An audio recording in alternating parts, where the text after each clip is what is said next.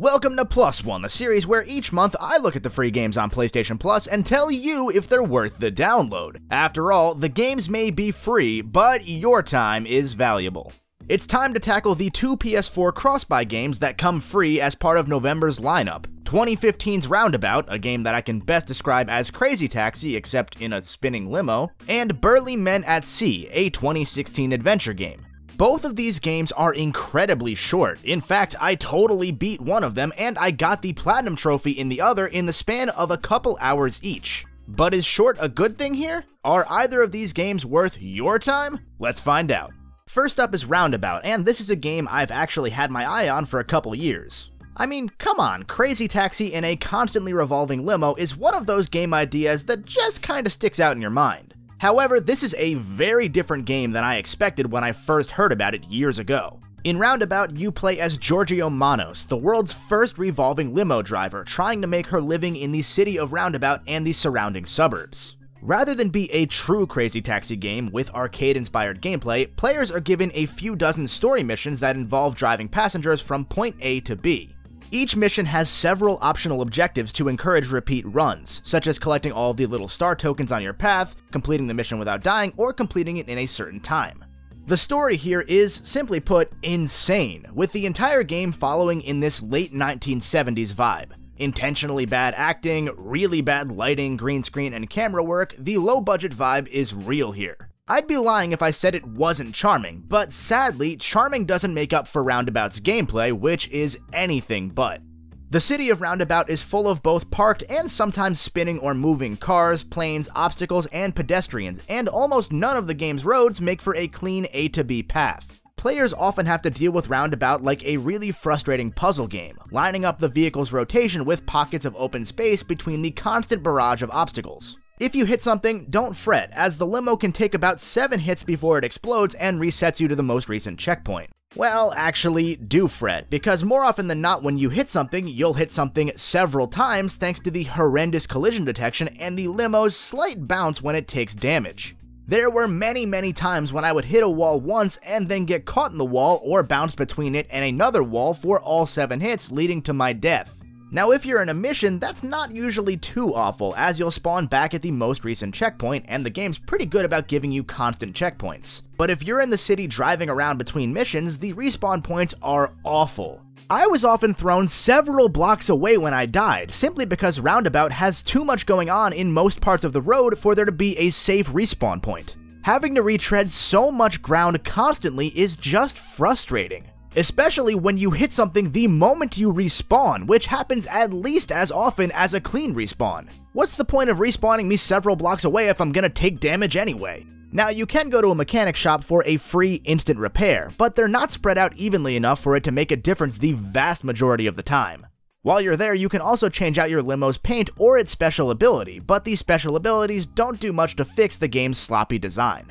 I really wanted to like Roundabout more, but that collision detection infuriated me so much, especially in the game's second and final hour. So many of the collectible jump points, oh yeah, by the way, your limo can jump, or the collectible stacks of money or horn variants require you to take a hit or 30 just to pick them up due to how touchy the limo is.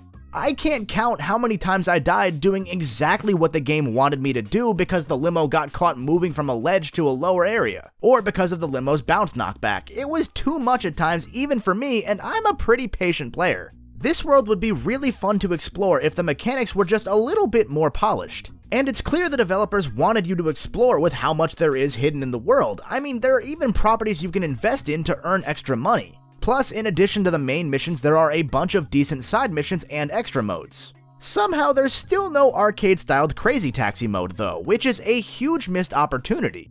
That's pretty much the only thing I wanted out of this game since there's still no Crazy Taxi release on the PS4 that I know of.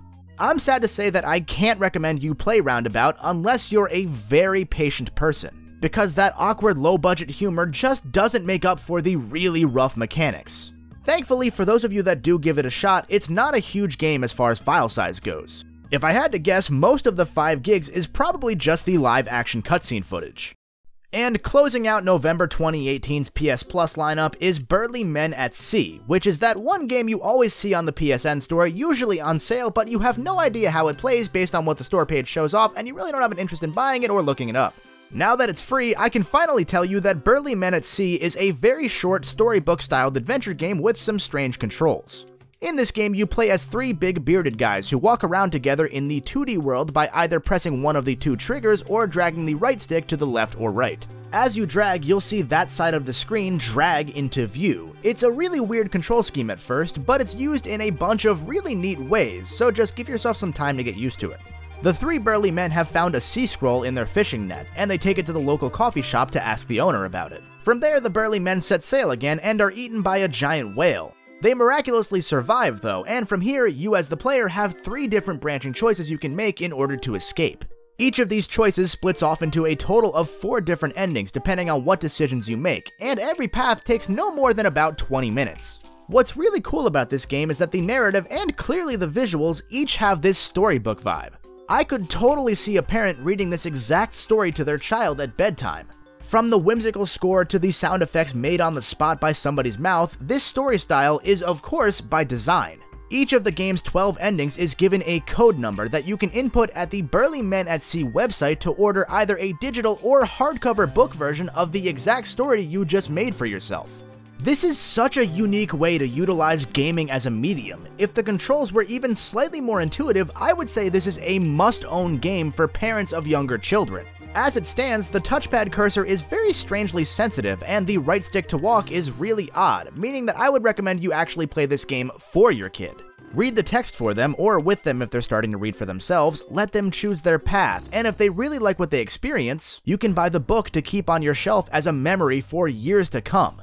For those of you like me that don't have kids, I still have to give the game credit for hooking me in. It's such a short game, and at 400 megabytes such a small game, that there's no reason not to plus one it to your collection unless you absolutely hate adventure games. Like I said, your first playthrough wouldn't take longer than 20 to 25 minutes, and I got the platinum in about 2 hours. I would recommend that you sit back and just take in the different story branches, but if you skip all the dialogue, you trophy hunters might be able to platinum it in an even shorter time. That's kind of missing the point though. So there you have it, 2 games I've at least known of for a long time, but that I never ended up buying. Kind of fitting since the theme for November's lineup seemed to be hidden gems. All in all, November's been a great month for PS Plus, one of the better in recent memory. Which November game was your favorite? Let me know down in the comments below, and let me know if you're going to give either of these games a shot while you're down there. If you're watching this after these games come off of PS Plus, both games go for $10. I would recommend waiting until they're $5 if you're really interested in either though, as they're both 2-hour games. I mean, Roundabout is so short it doesn't even have a platinum trophy. So with all that said, as always, thanks for watching, and stay tuned for some more PlayStation-centric content later this month here on The Golden Bolt. It looks like I've got some things to do.